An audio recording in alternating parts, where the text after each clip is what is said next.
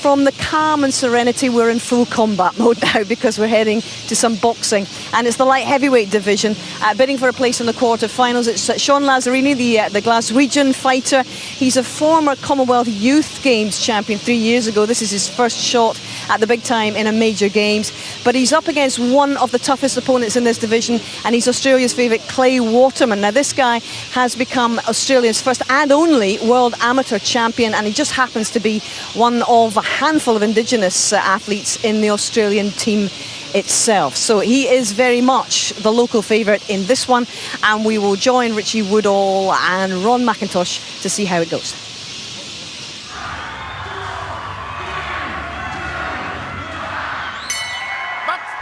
This is preliminary round action in the 81-kilogram light heavyweight division, and what a contest we have in prospect here is between boxers from Scotland and Australia, and both of these men pack plenty of punch. The boxer wearing red is Scotland's Sean Lazzerini, ranked number 28 in the world. Fifth place finisher in last year's European Championships. He lost at the quarter-final stage. It's his first appearance at a senior Commonwealth Games, but the 2015 youth edition in Samoa, he came away with a gold medal finish, top spot on the podium, and en route to that gold medal finish, it was first round knockouts all the way. This guy can really crack. And his opponent, Clay Waterman from Australia, 22 years of age, he's ranked number 23 in the world. He's the reigning Australian national champion, and he took world junior gold, the first Australian boxer to claim a world boxing title in the AIBA code. And that was back in 2011, down at 46 kilograms. It's a cracking contest in prospect. Both these men have boxing in the blood. That's a beautiful right hand straight down the pipe from Waterman. He's a fifth generation of boxers, whereas for Lazzerini, both of his grandparents and both of his great-grandparents boxed. So both these men, fighters to their core, they say it's what they were both destined to do. On paper, very evenly matched, these two. Lazzerini, the Scotsman, strong on the inside. They're both power punchers, and mid and short range is their strength, both of them. The problem that they may have here is the heads. They've got to watch the heads. The referee's already warned them, so let's hope we don't have a cut. But nevertheless, they both do their work better on the inside. Strong punches. It's who's going to land the big shot in this one. Lazzerini, very compact, got a great left hook, but he's got to get into the position to land that shot. He's got to get close. Whips a great right hand over the top also from him. But Waterman, I like the look of him. He works a little bit better with his jab, does the man in blue. That's an important punch for both these boxers to gain that inside position. Very important to work behind the jab, close the feet with fast feet to close the gap down, then produce the power shots. That's a good right hand again from Waterman. And en route to that fifth place finish at the European Championships last year, Lazzerini became something of an internet sensation, because in his second preliminary round contest against Alejandro Camacho, both men landed right hands simultaneously, and it was a double count because both of them wound up on the canvas like something out of a Rocky movie, but it was for real. And it was Lazzerini who went on to prevail before being bested at the quarter-final stage by Ireland's Joe Ward. Action-packed opening round of boxing. Clay Waterman having success with the right hand. Lazzerini with some eye-catching rights as well. Let's listen in to Kevin Smith.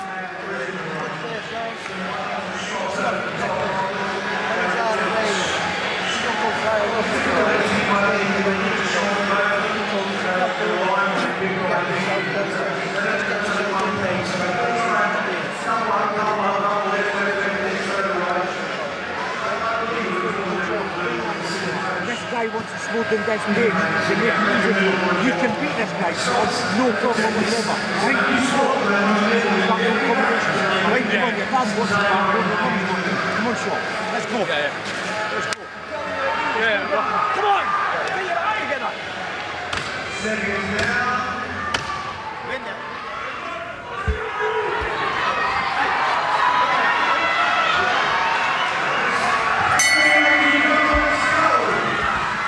So into the second round then. Both these boxers competed at the World Championships last year. Ringside over in Hamburg to see them compete. Lazzerini went out in the first preliminary round. Waterman lost in the second preliminary round. That's a good shot on the inside from Lazzerini. Waterman just getting himself to the space of center ring. Turns a nice left uppercut underneath before scoring with a left jab to the body. Yeah, he just switched off early on there, Waterman, just drifted back onto the ropes. That allowed Lazzerini in on the inside with that right uppercut. Lazzerini is dangerous, the uppercut, left hook, and he's also right hand over the top. So he's got to probably target that shot also when Waterman's leading with the jab, come back with the counter with that right hand, but it's getting into the position. For me, Lazzerini, his left hook is the danger shot. Preparation for this Commonwealth Games, the entire Australian team was over training in Colorado at the US Air Force Academy, the high altitude center there. And in part of his preparation, Waterman, who goes downstairs with a good burst of shoe shine shots to the body, was sparring against Terence Bud Crawford, one of the best pound for pound practitioners in the world. And he was sparring against him. Crawford using the facility to get his fitness up, but Waterman had just taken a swift left hook over the top there from Lazzerini. That was a lovely combination, you know. It was a right uppercut, left hook combination from Lazzerini. More of that he needs on the inside. There's that left hook again. That's the danger shot. I think Waterman's got to work more with the jab. He's got to probably work a little bit more at distance. Lazzarini's dangerous on the inside, the Scotsman, and he's got to get up close to Waterman to land those more quality, powerful hooks. It really is one of those contests that you can't take your eyes off, because both men have the power in either fist to end this bout with a single shot. Concentration has to be absolute from both of these men. They'll be aware of that more than anybody. But of course, power punches as well with that mentality as they're looking to land their offense. That means they're in punching range to be hit themselves oftentimes. So the movement with the head, the reflexes all have to be on point. Exhilarating contest this one is. Another good single shot success for Lazzerini before the boxers fall into a clinch.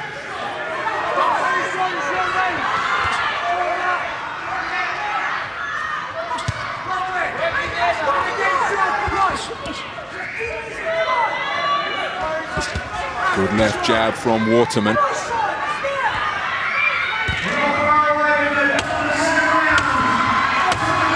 Rather ponderous with that attempted right hook. A corkscrew shot from Waterman, loaded up on a left hook there, but Lazzerini dipped beneath it.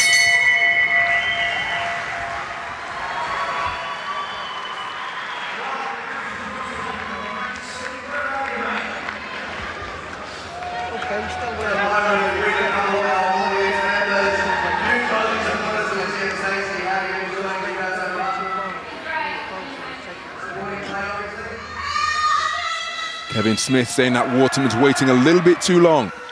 I thought he was a little bit busy with his jab in that round, Waterman. Lazzerini closing the gap there. There is the use of the jab from Waterman. Just created a little bit of space and the gap in the last minute or so. But they're both rounds have been very close, Ronald.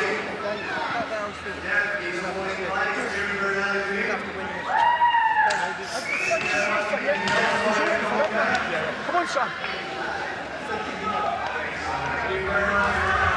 Mike Keane with the instructions in the red corner.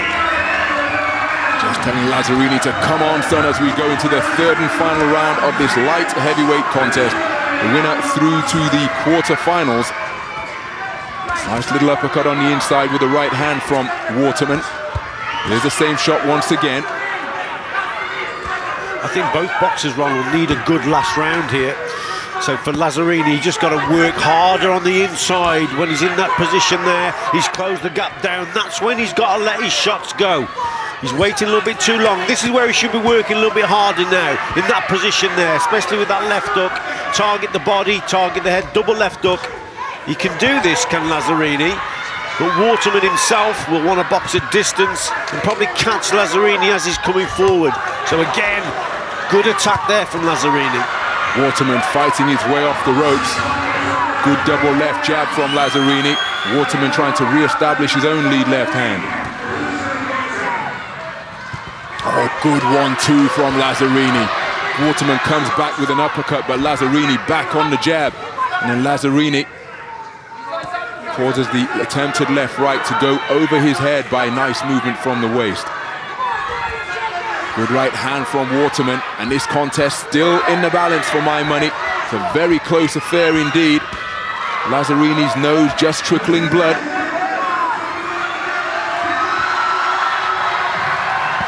Good right hand to the body from the man in red.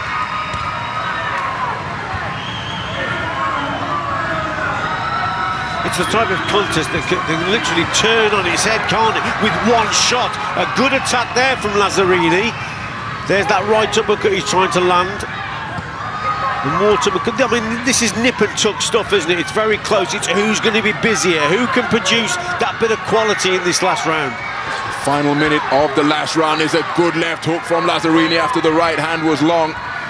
Eye-catching single. Waterman coming back with the uppercut, attempting it through the middle, but it was blocked by the gloves.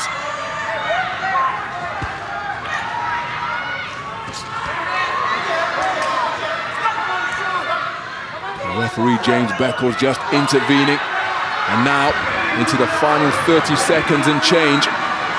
Who can produce a sustained burst of quality to make an impression in the minds of the judges? 5 scoring judges ringside. It looks as though they are going to be required, because many were anticipating that this contest could end inside the distance, given the punching power that both of these men possess.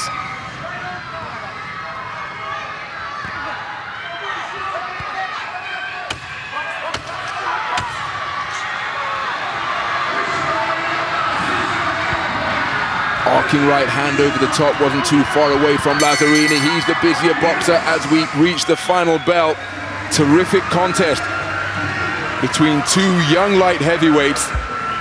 Lazzerini feels that he's done enough, and he was certainly busy in that 3rd and final round, and that could well prove to be decisive. 5 scoring judges ringside. How will they see this one? It's a close contest. Good change of direction there from Lazzerini. Just confused Waterman, and then he catches him with a lovely right hand over the top also. It was a busier round for the man in red, the Scotsman, but it's a close one, isn't it? Great 1-2 there from Lazzerini, then switches the attack with that left hook to the body and then goes upstairs again, just misses. Let's see who's got it.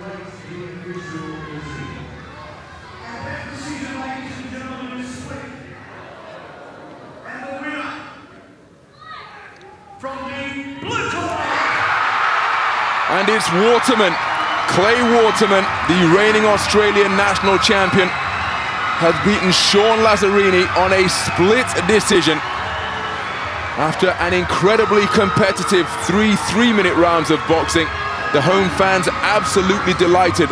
4-1, and look at that, every scorecard 1 point in it. It was that type of bout, and it's gone in favor of the Australian. Clay Waterman goes through to the quarterfinals. Sean Lazzerini eliminated, but he deserves immense credit for playing his part in what was an absorbing contest.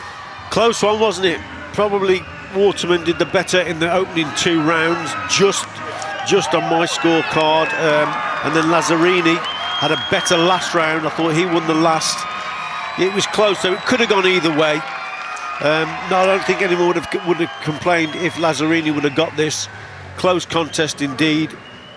Each round was keenly fought, and each round was very, very close. But Waterman just gets it. I thought Lazzerini produced his better work in that final round. Some good shots from him. Shame they both had to meet each other so early in the tournament, but there you go. Let's look at the draw.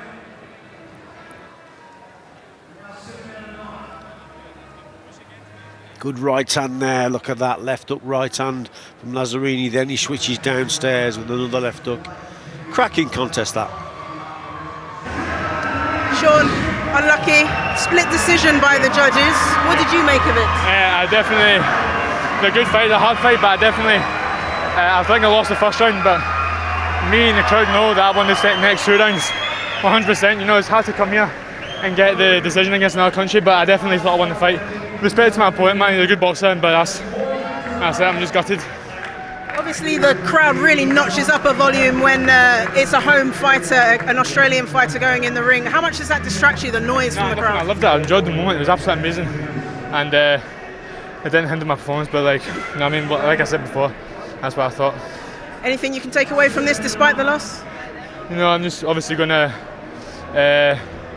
think about it and just train for the next one. And what's next for you now? Huh? What's next for you now? I don't know. Rest up and then see what happens. Best of luck. Yeah, cheers.